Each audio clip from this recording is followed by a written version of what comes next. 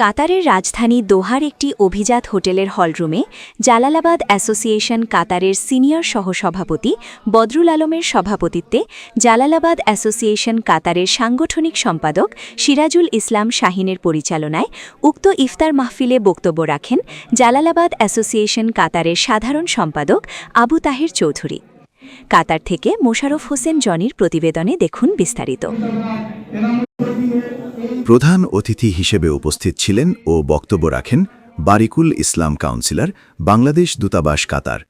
বিশেষ অতিথি হিসেবে উপস্থিত ছিলেন ও বক্তব্য রাখেন আবদুল্লাহ আল রাজি কাউন্সিলর, বাংলাদেশ দূতাবাস কাতার।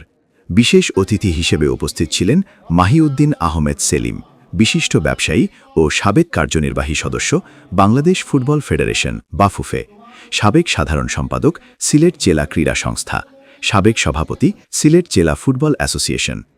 দোয়া ও ইফতার মাহফিলে উপস্থিত ছিলেন জালালাবাদ অ্যাসোসিয়েশন কাতারের সম্মানিত উপদেষ্টাবৃন্দ, জালালাবাদ অ্যাসোসিয়েশন কাতারের নেতৃবৃন্দ, বাংলাদেশ কমিউনিটির বিভিন্ন পর্যায়ের নেতৃবৃন্দ, বিভিন্ন বিভাগের সামাজিক সংগঠনের নেতৃবৃন্দ সহ সিলেটবাসী।